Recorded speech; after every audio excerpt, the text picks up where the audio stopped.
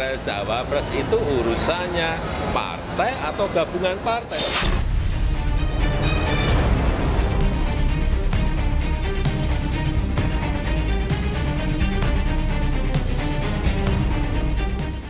Kepala negara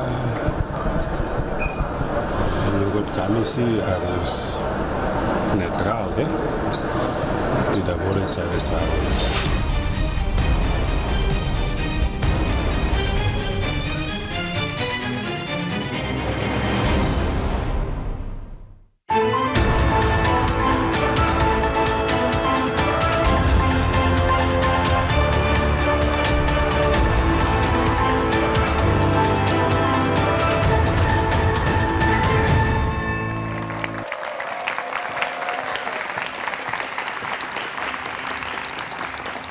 Selamat malam, Saudara. Presiden Jokowi menyatakan ia akan cawe-cawe dalam pemilu 2024 mendatang. Pernyataan ini disampaikan terbuka di depan puluhan pimpinan media di Istana Merdeka Jakarta. Kepentingan negara dan bangsa dijadikan alasan. Meski demikian, Jokowi berjanji tak akan menggunakan Polri dan TNI. Pernyataan Jokowi ini menuai kontroversi. Sebagai seorang politisi, Presiden Jokowi memang memiliki hak untuk cawe-cawe dalam kontestasi. Tapi sebagai kepala negara dan kepala pemerintahan, seyogyanya Jokowi bisa menahan diri. Etiskah seorang kepala negara dan kepala pemerintahan cawe-cawe dalam urusan pergantian kekuasaan?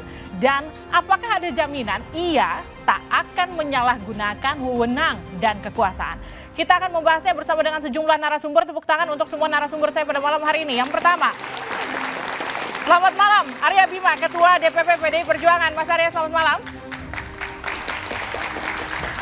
Selamat malam juga Valdo Maldini, staf khusus Mensesnek. Selamat malam. Selamat malam. Assalamualaikum warahmatullahi wabarakatuh. Waalaikumsalam. Selamat malam, Muhammad Khalid, juru bicara PKS. Selamat malam. Assalamualaikum. Waalaikumsalam. Dan Herzaki Mahendra Putra, koordinator juru bicara Partai Demokrat. Selamat malam. Selamat malam. Assalamualaikum warahmatullahi wabarakatuh. Dan tentu kehadiran Studio Duara semakin semarak dengan kehadiran teman-teman mahasiswa dari UIN Jakarta, Universitas Negeri Jakarta, Universitas Indonesia, Universitas Mercu Buana, dan UHAMKA. Saudara, inilah Dua Arah, saya Liviana Charlisa.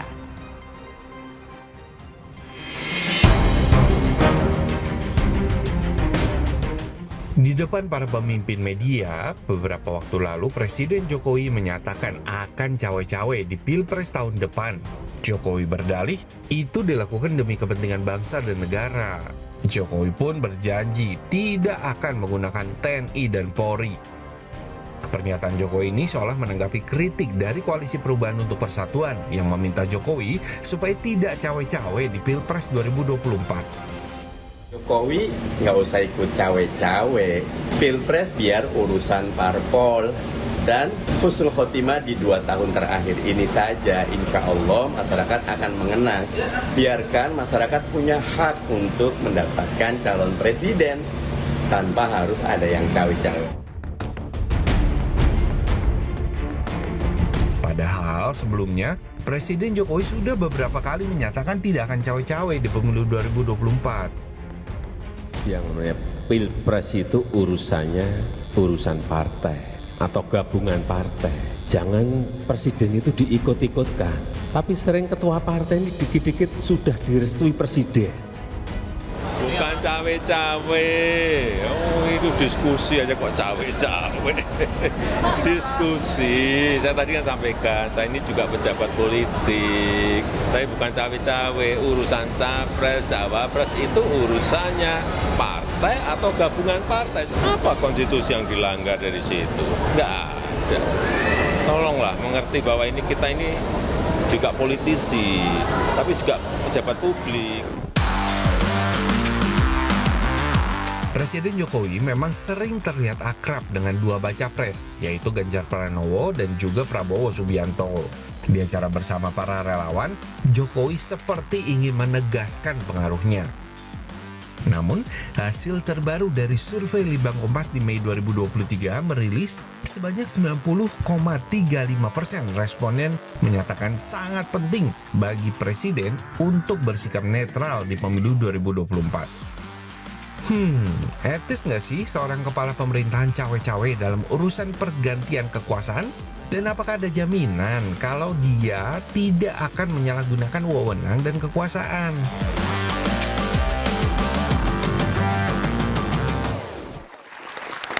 Kita langsung mulai dua arah. Mas Zaky jawab, coba etis nggak sih kepala pemerintahan ikut cawe-cawe di Pilpres mendatang?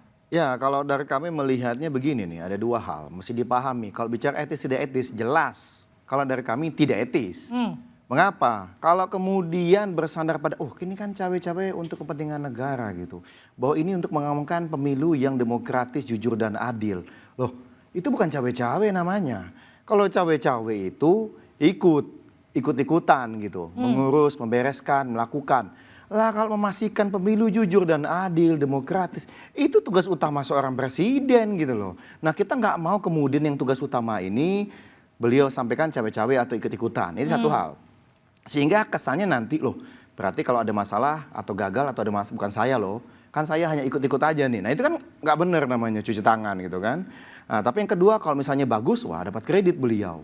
Nah ini yang kami nggak mau satu hal ya kan. Jangan sampai keliru dalam menangkap makna cawe-cawe. Ada yang bilang cawe-cawe positif, loh itu tugas utamanya kok. Gitu. Nah yang kedua kami ingin sampaikan juga gitu. Cawe-cawe ini bagaimanapun, mau Bang Faldo bolak-balik bicara itu positif. Di publik udah tahu kok gitu. Cawe-cawe itu maknanya jelas-jelas negatif gitu.